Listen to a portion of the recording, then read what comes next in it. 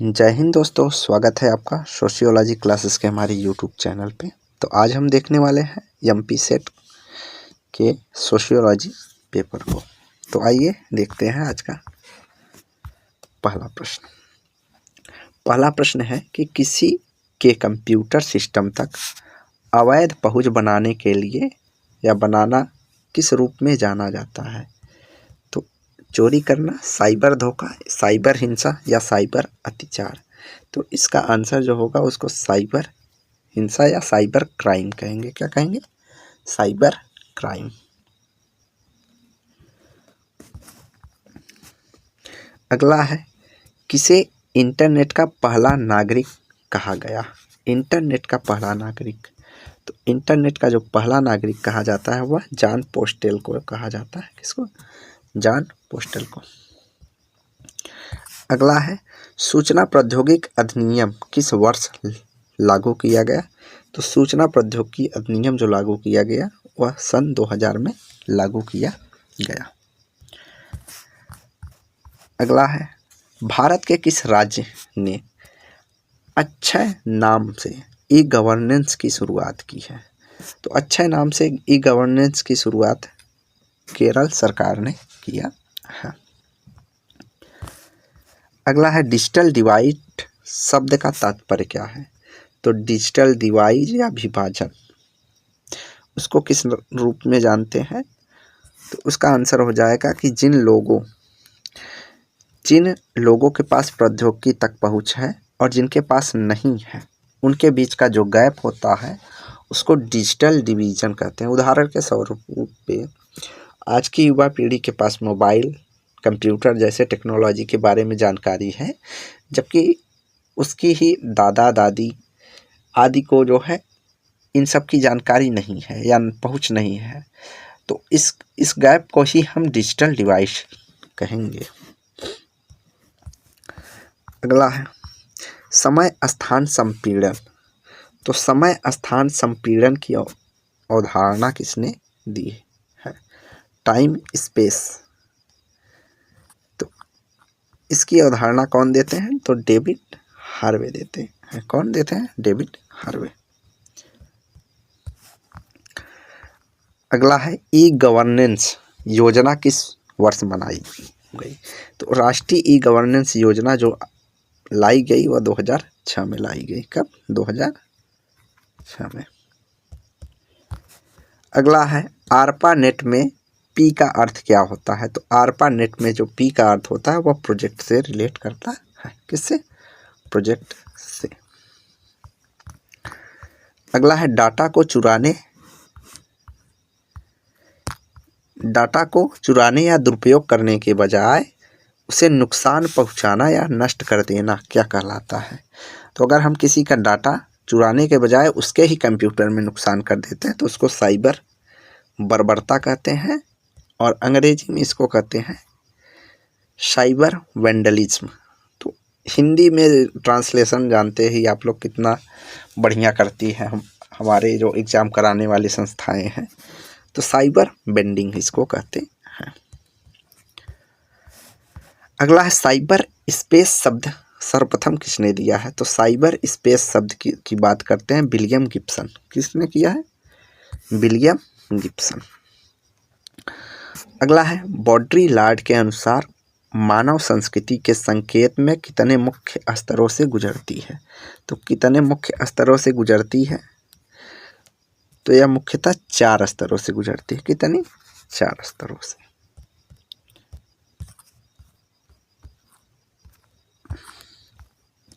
अगला है, धर्म विचारों का एक समूह है एवं अलौकिक शक्ति में विश्वास है जिसका प्रभाव मानव जीवन पे पड़ता है। धर्म और अर्थव्यवस्था, ऊपर का छोड़ दीजिए, धर्म और अर्थव्यवस्था एक की वर्ड है इस प्रश्न का। किस संबंध में किसने चर्चा की है? यह कथन किसका है? तो यह कथन है मैक्स वेबर का। किसका है? मैक्स वेबर का। अगला है, धर्म आध्यात्मिक शक्ति में विश्वास है। तो धर्म आध्यात्मिक शक्ति में विश्वास है, यह धर्म की परिभाषा कौन देते हैं? तो यह टाइलर देते हैं। कौन देते हैं? टाइलर। अगला है संस्कृति। संस्कृत जो है पर्यावरण का मानव निर्मित भाग है। संस्कृति के पर्यावरण के संबंध में यह कथन किसका है? तो संस्कृत पर्यावरण का मानव निर्मित भाग है। या हर्षकोविट्स कहते। कौन? हर्षकोविट्स। अगला है समाज से मान्यता प्राप्त करने की विधियां ही समाज की प्रथाएं हैं। तो समाज से मान्यता प्राप्त करने की विधियां समाज की प्रथाएं हैं। जो यह कथन दिया गया है यह मैकाइबर और पेज का है। किसका है? मैकाइबर और पेज कहते हैं कि समाज से मान्यता प्राप्त कार्य करने की विधियां ही समाज में प्रथाएं हैं। अगला है निम्नलिखित में से किस समाज सुधारक ने लैंगिक विषमता को दूर करने के लिए स्त्री शिक्षा के प्रसार के प्रयत्न किए? यहाँ देखिए मल्टीपल ऑप्शन होगा। ज्योतिबा राव फूले, राजा राम मोहन राय, ईश्वरचंद विद्यासागर, ये तीनों होंगे। तो यहाँ जो राइट आंसर हम मान चल रहे हैं वह ईश्वरचंद विद्यासागर मान के चलते हैं। तो राजा राम मोहन राय भी हैं, ज्योतिबा फूले भी हैं, डी कर्वे भी हैं, लेकिन ईश्वरचंद विद्यासागर ने शिक्षा के क्षेत्र में ज़्यादा कार्य किया। इसके अलावा जैसे राजा राम मोहन राय की जो प्रमुख कार्य है वह सती प्रथा को रोकना है, और ईश्वरचंद विद्यासागर ने जो इनका प्रमुख कार्य है यह विधवा पुनर्विवाह के पक्ष में अधिक थे। अगला, भारत में राष्ट्रीय महिला आयोग की स्थापना कब होती है? तो राष्ट्रीय महिला आयोग की स्थापना होती है 1992 में। अगला है निम्नलिखित में से कौन सी सांप्रदायिकता का कारण है? किस कारण सांप्रदायिकता फैलता है? तो सांप्रदायिकता का कारण कौन सा हो जाएगा? तो सांप्रदायिक संगठन होंगे, अराजक तत्वों का स्वार्थ होगा, सांस्कृतिक भिन्नता होगा, उपयुक्त सभी हो जाएंगे। तो सभी। अगला है निम्नलिखित में से कौन सा धर्म का महत्व भारतीय जीवन में सहायक है? धर्म का महत्व भारतीय जीवन में सहायक है। तो सामाजिक संगठन में, व्यक्तित्व के विकास में सहायक होता है, अनौपचारिक सामाजिक नियंत्रण का एक साधन है धर्म, उपयुक्त सभी जो है इसका राइट आंसर हो जाएगा। अगला है झुग्गियों और झोपड़ियों के विकास में राष्ट्रीय कार्यक्रम किस वर्ष प्रारंभ किया गया? झुग्गियों और झोपड़ियों के लिए तो यह 1996 में लाया गया।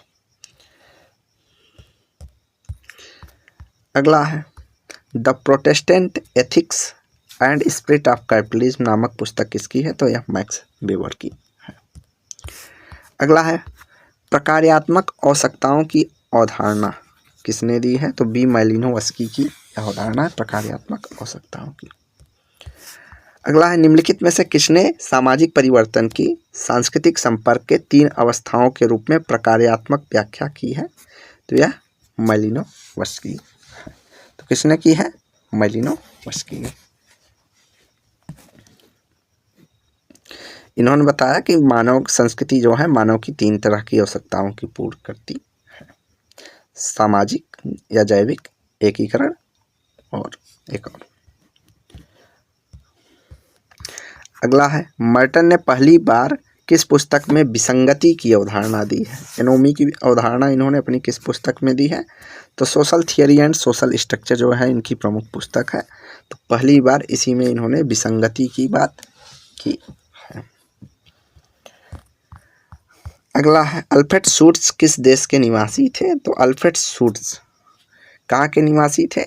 तो यह निवासी कहीं और के थे, मुख्यतः कहाँ के थे? तो यह निवासी थे ऑस्ट्रिया के, और इनकी जो मृत्यु हुई थी वह न्यूयॉर्क में हुई। तो इस क्वेश्चन को ड्रॉप किया जा सकता है। यहाँ पूछा है कौन से निवासी, तो ऑस्ट्रिया के निवासी थे। कहाँ के? ऑस्ट्रिया के। और इनकी जो डेथ हुई थी वह यूएसए में हुई थी, अमेरिका में हुई थी। अगला है निम्नलिखित में से दुर्खीम के धर्म का समाजशास्त्रीय सिद्धांत किस पर आधारित है? तो दुर्खीम ने धर्म के पवित्र और लौकिक या साधारण के बीच अंतर किया है। अगला है मर्टन ने प्रकार शब्द का कितने अर्थों में भेद किया है? तो मर्टन ने अपने प्रकार्यवाद की परिभाषा को प्रारंभ करने से पहले इन्होंने बताया कि प्रकार्य जो है 5 तरीके से इसका उपयोग किया जाता है, और 5वां तरीका को इन्होंने समाजशास्त्र में लाया है। जो इन्होंने कहा प्रकार्य का जो कार्य सामाजिक जैविक के रूप में किया जाता है, वो उसी का अध्ययन हम समाजशास्त्र में करते हैं। इसके अलावा इन्होंने कहा कि जैसे किसी पद से रिलेटेड कोई कार्य है, वो भी एक तरह का प्रकार्य है।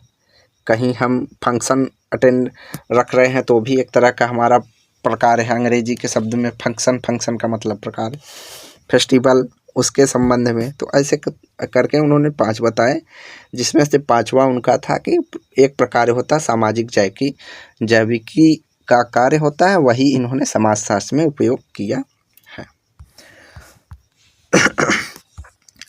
अगला है, निम्नलिखित में से किसने प्रकार्यवाद के जनक माना जाता है? किसे प्रकार्यवाद का जनक माना जाता है? तो प्रकार्यवाद शब्द की रचना जो है किसने की थी? हर्बर्ट स्पेंसर ने, खास करके प्रकार्य शब्द की रचना। और प्रकार्यवाद का जनक मुख्यतः जो माना जाता है वो इमाइल दुर्खीम को माना जाता है। तो यहाँ दुर्खीम नहीं है, तो इसलिए स्पेंसर को मान के चलते हैं। अगला है, किस विद्वान के अनुसार उत्तर संरचनावाद का आधार ज्ञान की शक्ति है? तो किसने ज्ञान और शक्ति की बात की है? तो मिशेल फूको बात करते हैं। कौन? Michel Foucault. अगला है, निम्नलिखित में से कौन सी विचारधारा उत्तर आधुनिक समाज की समस्याओं पर विचार करती है? समस्या पर। तो उत्तर आधुनिकतावाद जो है उसके बात करता है। अगला है, ज्ञान मीमांसा क्या है? तो ज्ञान मीमांसा हमारा दैनिक जीवन का अध्ययन कराता है? नहीं। साक्षात्कार? नहीं। समाजशास्त्र का अध्ययन? नहीं। तो ज्ञान मीमांसा हमारे ज्ञान के अध्ययन से संबंधित है। किससे? ज्ञान के अध्ययन से। अगला है, कौन सी शब्दावली है जिनका प्रयोग प्रत्यक्षवादी ज्ञान मीमांसा के वर्णन करने के लिए वैकल्पिक रूप में किया जाता है, जो सामाजिक विज्ञान पर हावी है, इसीलिए शोधार्थी सामाजिक क्रिया के विषयपरक अनुभव को ग्रहण करता है? तो यह कौन सी शब्दावली है? तो व्याख्यावाद है, जिसका उपयोग प्रत्यक्षवादी ज्ञान मीमांसा के वर्णन के लिए वैकल्पिक रूप में किया जाता है। जो प्रत्यक्षवाद सामाजिक विज्ञान पर हावी होता है, तो क्या होता है? व्याख्यावाद या इंटरप्रेटेटिज्म। क्या? इंटरप्रेटेटिज्म।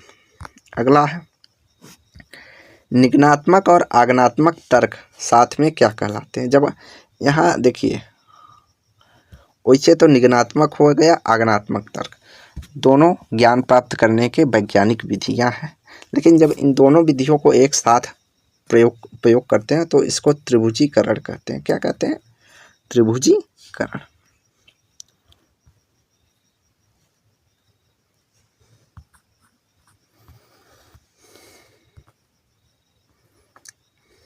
अगला है, ये सिद्धांत के निर्माण खंड है, ये वे बिंदु हैं जिनके इर्द गिर्द सामाजिक शोध किया जाता है। तो किसके इर्द गिर्द ही सामाजिक शोध आगे बढ़ता है? किससे? तो तथ्यों के आधार पर ही सामाजिक शोध किया जाता है। किसके आधार पर? तथ्यों के आधार पर। अगला है, यह एक सूचित अनुमान है, प्लास्की और पृष्ठ के अनुसार अनुमानतः उन प्रश्नों को उत्तर देता है जो शोध प्रश्नों में जैसे, क्यों और कैसे से जुड़े होते हैं। क्यों और कैसे? तो क्यों और कैसे हमारा आगनात्मक तर्क के आधार पर दिया जाता है। किसमें? आगनात्मक तर्क। सर्वेक्षण के मुख्य 2 स्वरूप कौन से हैं? तो सर्वेक्षण के मुख्य 2 स्वरूप होते हैं, साक्षात्कार और प्रश्नावली के माध्यम से हम सर्वेक्षण करते हैं। अगला है, निम्नलिखित में से कौन सी गुणात्मक शोध की विशेषता नहीं है? तो यहाँ पूछा है नहीं है गुणात्मक शोध। तो गुणात्मक शोध में उद्देश्यपूर्ण निदर्शन होता है, अर्थात नॉन प्रोबेबिलिटी सैंपलिंग होती है, तो सही है। गुणात्मक शोध की प्रकृति विशिष्ट होती है, तो नहीं, विशिष्ट नहीं होता। गुणात्मक शोध मौखिक विधि तथ्य से संकलन होता है डेटा, तो शब्दों में डेटा लिया जाता है, ये कथन सही है। और गुणात्मक शोध में जांच प्रक्रिया उन्मुख होती है, तो ये भी बात सही है। तो यहाँ राइट आंसर क्या हो जाएगा कि गुणात्मक शोध की प्रकृति जो है विशिष्ट न होकर के सामान्य होती है।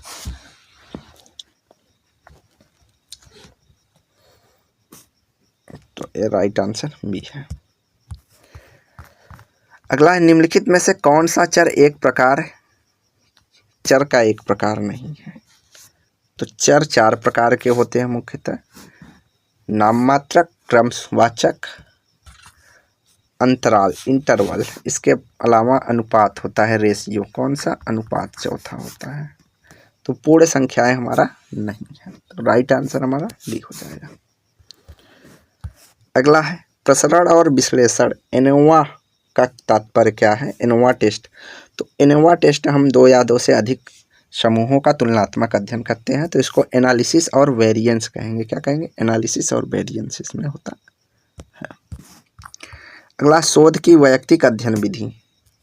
वैयक्तिक अध्ययन विधि निर्माण हेतु किन तरीकों का उपयोग तथ्य संकलन हेतु किया जाता है? तो वैयक्तिक अध्ययन विधि का सर्वप्रथम प्रयोग फ्रेडरिक लिपले ने किया था। तो इसमें कौन कौन सी विधियां हम यूज कर सकते हैं? तो साक्षात्कार विधि, अवलोकन विधि, समूह केंद्रित चर्चा, तीनों केस स्टडी मेथड में हम उपयोग कर सकते हैं। तो प्रयुक्त सभी। अगला, पियरे बोर्दियू ने अपने सांस्कृतिक पूंजी की अवधारणा में निम्नलिखित में से क्या सम्मिलित किया है? तो उन्होंने अपनी सांस्कृतिक पूंजी में सम्मिलित किया है ज्ञान, कौशल और शिक्षा को।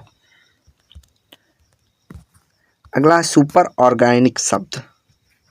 सुपर ऑर्गेनिक शब्द को समाजशास्त्री साहित्य में किसने परिचित कराया? तो सुपर ऑर्गेनिक शब्द या सावयव शब्द की बात जो करते हैं हर्बर्ट स्पेंसर करते हैं। कौन? Herbert Spencer.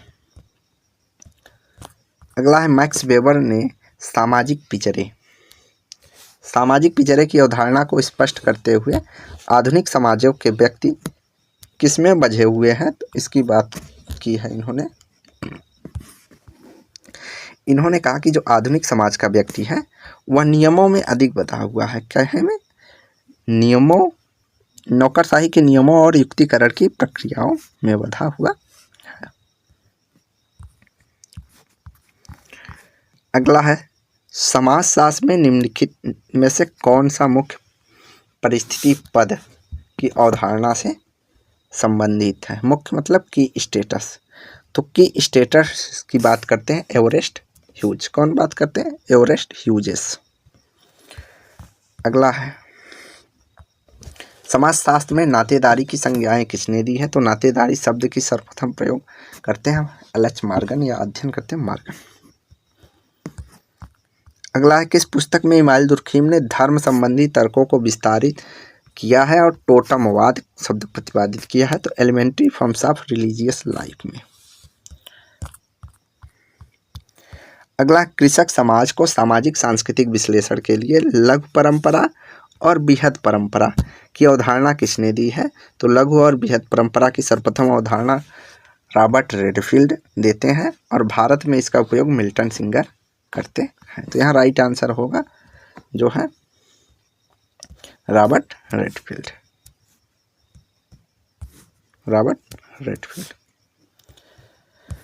अगला है, सामाजिक संस्करण के प्रतिमानों का वर्णन करने के लिए निम्नलिखित में से किसने इजराइल के किबुत्ज प्रणाली का अध्ययन किया है? तो इजराइल के किबुत्ज प्रणाली का अध्ययन करते हैं युवा रोसेनफील्ड। कौन करते हैं? युवा रोसेनफील्ड। अगला, टॉनिज ने बृहद समुदाय और लघु समुदाय को किन पदों के रूप में उपयोग किया है? तो बृहद और लघु समुदाय के लिए इन्होंने जेसल शाफ्ट और जेमिन शाफ्ट का प्रयोग करते हैं। अगला है, मैक्स वेबर का सामाजिक संस्करण के सिद्धांत में कौन से 3 घटक की बात की है? तो मैक्स वेबर बात करते हैं क्लास, स्टेटस एंड पावर, वर्ग, परिस्थिति और पार्टी।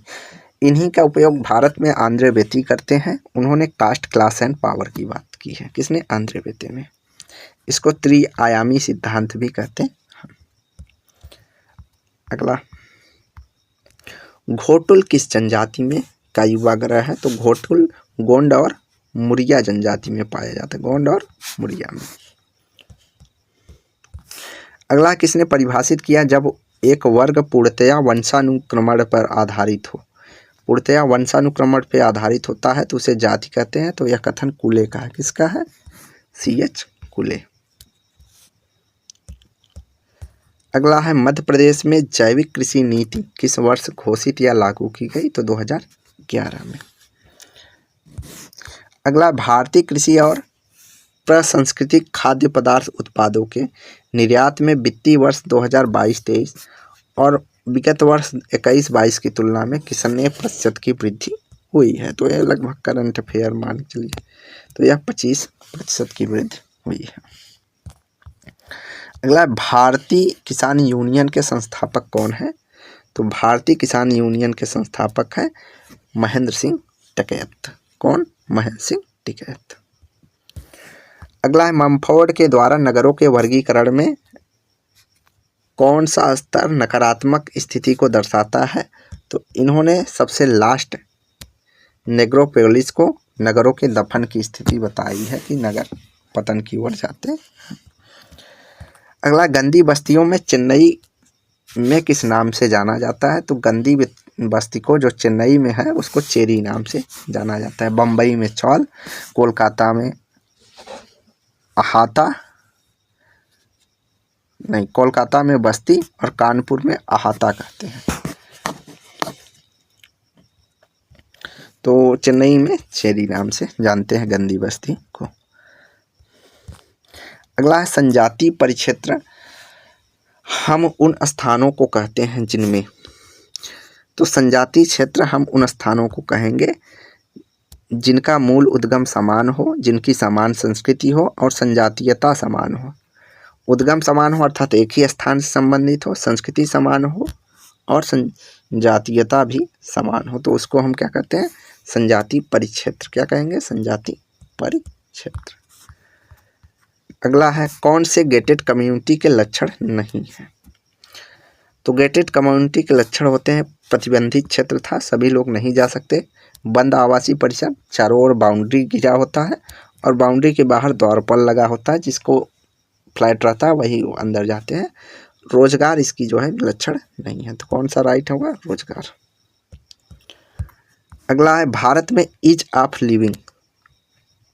लिविंग इंडेक्स 2020 के अनुसार शहर की सारणी में सबसे ऊपर कौन था? तो यह बेंगलुरु था। कौन था? बेंगलुरु। ये तो PYQ से ही उठाया गया क्वेश्चन हमें दिख रहा है, क्योंकि करंट अफेयर अभी लेटेस्ट में पूछा नहीं गया है।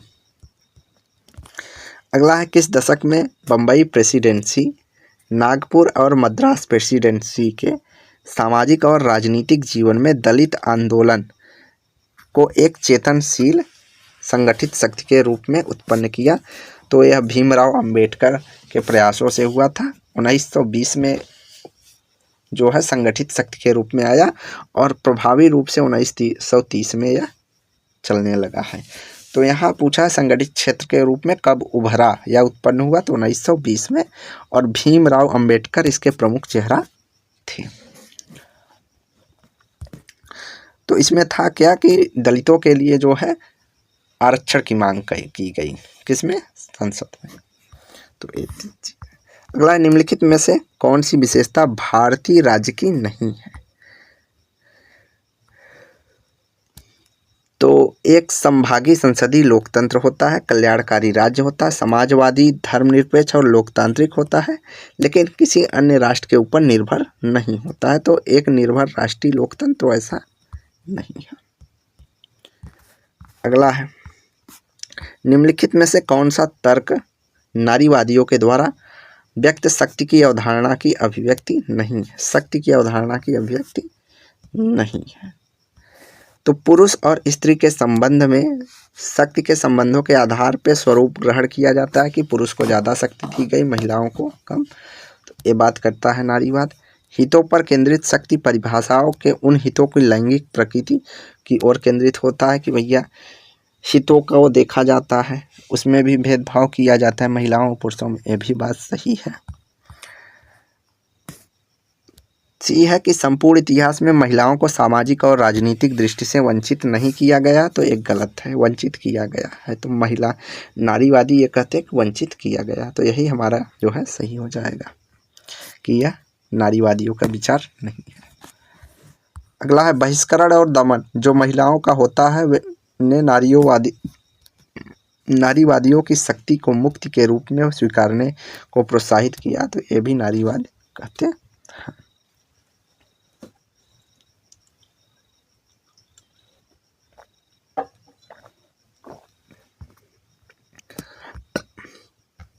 अगला है a grammar of politics. A grammar of politics पुस्तक किसकी है, तो हेराल्ड जे लॉस्की की है। किसकी? हेराल्ड जे लॉस्की। अगला है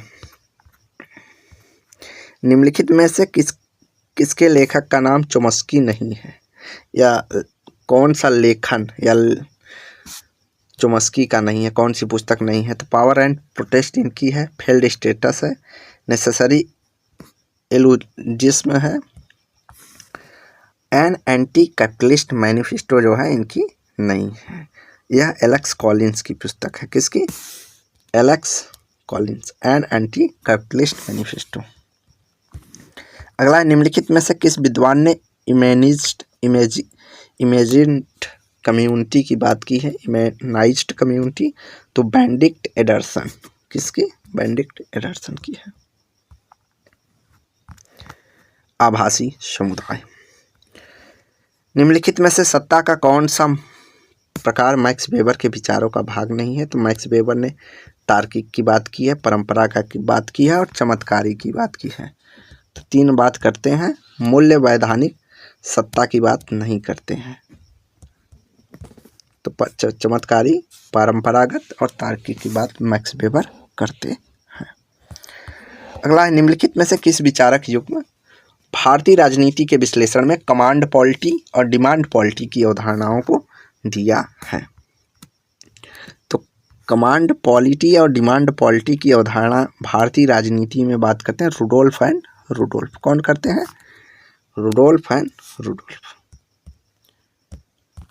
अगला संसाधनों के आवंटन में नीतियों एवं प्रणालियों से जुड़े नियमों में हेराफेरी राजनीतिक निर्णय निर्धारकों द्वारा धन के निवेश जिन्होंने अपनी शक्ति, प्रतिष्ठा और धनाढ्यता को बनाए रखने हेतु पद का दुरुपयोग करते हैं, तो उसको किस राजनीतिक संगठन में भ्रष्टाचार की संज्ञा दी है, तो किसने इसे भ्रष्टाचार माना है, कौन सी संगठन है, तो ट्रांसपेरेंसी ऑफ इंटरनेशनल संगठन ने कहा कि भाई कोई व्यक्ति है जो अपने पद पर बने रहने के लिए चीज़ें इधर उधर करता है, उसका दुरुपयोग करता है, तो वह भ्रष्टाचार की श्रेणी में आएगा। ट्रांसपेरेंसी इंटरनेशनल संगठन ने माना है। निम्नलिखित में से कौन सी ईएच कार की राष्ट्र की अवधारणा की विशेषता नहीं है, तो एक सामान्य सरकार पर विचार इन्होंने बताया है, एक भाई परिभाषित भूभाग होना चाहिए,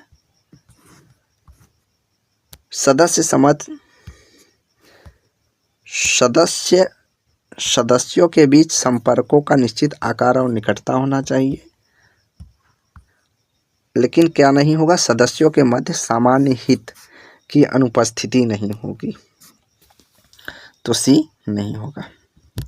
कार्य के अनुसार किसी राष्ट्र की विशेषता।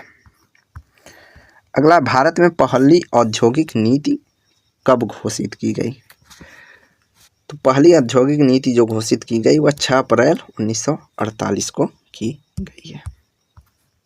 समाजवादी अर्थव्यवस्था के व्यवस्थापन कौन थे, समाजवादी अर्थव्यवस्था के व्यवस्थापक कौन थे, तो कार्ल मार्क्स और फ्रेडरिक एंजल्स थे। कौन? कार्ल मार्क्स और फ्रेडरिक एंजल। अगला है 1929 में महामंदी के बाद किसने पूंजीवाद को बदलने के लिए एक नई आर्थिक प्रणाली की सिफारिश की थी, तो जॉन मेनार्ड किन्से। किसने? John Maynard Keynes. अगला है किसके अनुसार व्यापार का मतलब ग्राहकों को बनाना है, बाजार की हिस्सेदारी बढ़ाना है, तो किसने कहा कि व्यापार का मतलब ग्राहकों को बनाना और बाजार की हिस्सेदारी को बढ़ाना होता है, तो यह पीटर एफ ड्रगर का स्टेटमेंट है। अगला है न्यू कॉलोनियल आश्रितता मॉडल निम्नलिखित में से किसके अप्रत्यक्ष उत्तर उत्पाद है? तो न्यू कॉलोनियल आश्रितता मॉडल मार्क्सवादी के अप्रत्यक्ष उत्पाद है।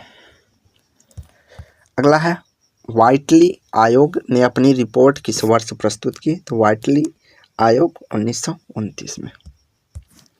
अगला है स्वतंत्रता के बाद भारत में पहली श्रम आयोग की अध्यक्षता स्थापित किया, किसकी अध्यक्षता में लाया गया? तो जो भैया पहला राष्ट्रीय श्रम आयोग था उसके अध्यक्ष थे डॉक्टर पीबी गजेंद्र गढ़कर। कौन थे? Doctor PB Gajendragadkar. अगला है हेरोड डोमर के आर्थिक विकास मॉडल के अनुसार आर्थिक विकास के निम्नलिखित में से कौन से कारक महत्वपूर्ण होते हैं? तो उन्होंने आर्थिक विकास के लिए पूंजी को महत्वपूर्ण दिया है कि भाई पूंजी निवेश सबसे जरूरी है। किसने? होवार्ड और डोमर मॉडल से, हेरोड डोमर के। अगला है वैज्ञानिक प्रबंधन के जनक माना जाता है जिन्होंने 20वीं सदी में की शुरुआत में फैक्ट्री और उद्योग प्रणालियों में क्रांति लाई थी। तो AFW टेलर थे। इसको टेलरवाद के नाम से भी जाना जाता है। अगला है पारिवारिक व्यवसायों के संदर्भ में 3 सर्किल मॉडल दर्शाता है। तो 3 सर्किल मॉडल के अंतर्गत क्या क्या शामिल होगा? परिवार, व्यवसाय, स्वामित्व के बीच अंतःक्रिया। परिवार, व्यवसाय और स्वामित्व के बीच अंतःक्रिया। अगला है the politics of climate change नामक पुस्तक किसकी है? The politics of climate change जो पुस्तक है वो किसकी है? तो वह एंथनी गिडिंस की है। किसकी है? Anthony Giddens. The politics of climate change. अगला है निम्नलिखित में से कौन सी परिस्थितियां या पारिस्थितिकी नारी इको फेमिनिज्म से नहीं जुड़ा है? तो कौन सी पारिस्थितिकी नारी इको फेमिनिज्म से नहीं जुड़ा है? तो जेन एडम नहीं जुड़े हुए हैं। वंदना शिवा, मारिया मोइन्स और एनेट्रा किंग जो है ये तीनों नारीवादी हैं। कौन है? नारीवादी। अगला है ओजोन परत में छिद्र के लिए कौन से प्रदूषक मुख्यतः उत्तरदायी हैं? तो CFC। अगला है वन संरक्षण अधिनियम कब आया? तो वन संरक्षण अधिनियम 1980 में आया है।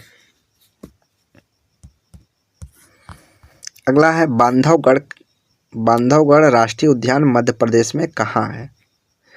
मध्य प्रदेश में किस जिले में स्थित है? तो उमरिया में। कहाँ पे स्थित है? उमरिया।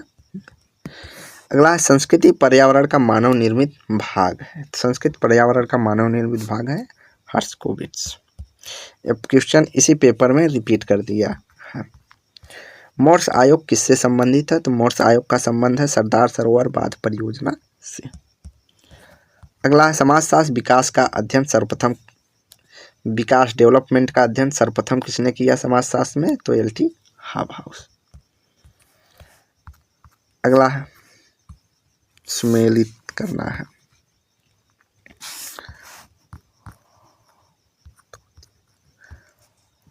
तो वंदना शिवा की जो पुस्तक है स्टेइंग अलाइव है। बीना अग्रवाल की पुस्तक है जेंडर एंड ग्रीन गवर्नेंस। और रामचंद्र गुहा की जो पुस्तक है सोशल इकोलॉजी। और अमिताभ आविष्कर किसकी बात करते हैं? In the belly of river. तो इसका आंसर जो है 4 हो जाएगा। कौन सा? 4। अगला है निम्नलिखित में से पर्यावरणीय सम्मेलनों को कालक्रम के अनुसार व्यवस्थित कीजिए। तो कालक्रम के अनुसार व्यवस्थित करना है तो प्रथम विश्व जलवायु सम्मेलन जो आया था 1979 में आया था। ग्लोबल वार्मिंग सम्मेलन क्योटो प्रोटोकॉल इसको कहते हैं तो 1997। प्रथम पृथ्वी सम्मेलन रियो डी जनेरियो 1992।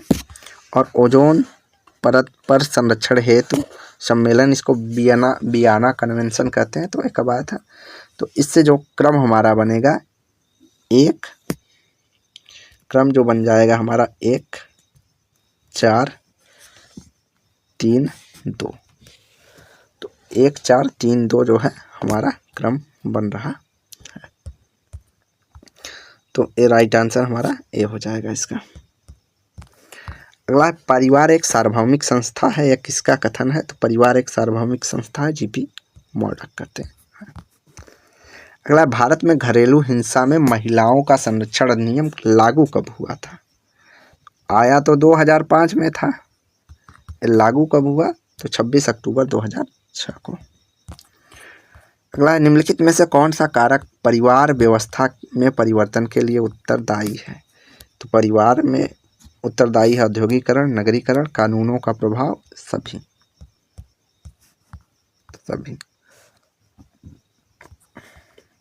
किस अधिनियम के तहत हिंदू परिवारों में उत्तराधिकार के से संबंधित दायां भाग और मिताक्षरा के नियमों को समाप्त कर दिया गया? तो इसमें जो 1956 में हिंदू उत्तराधिकार अधिनियम आया था, तो उसके तहत दायां भाग और मिताक्षरा को समाप्त कर दिया गया और संपत्ति में सभी को बराबर हिस्सेदारी मिलती है, चाहे वो लड़का हो चाहे लड़की, सबको। अगला, निम्नलिखित में से कौन the history of human marriage के लेखक हैं? तो the history of human marriage पुस्तक विस्टन मार्क की है। अगला है, लैंगिक अपराधों में बालकों का संरक्षण पॉक्सो अधिनियम 2012 का पहला संशोधन कब हुआ? तो पॉक्सो का तो 2019 में निर्भया केस के बाद इसमें संशोधन किया गया।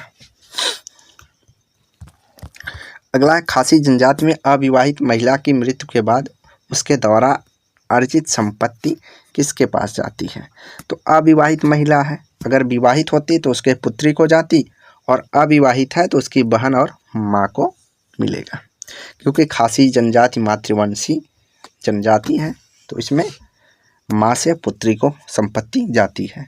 अगर माँ अविवाहित है या लड़की अविवाहित है तो उसकी बहन या उसकी माँ को वह संपत्ति जाती है।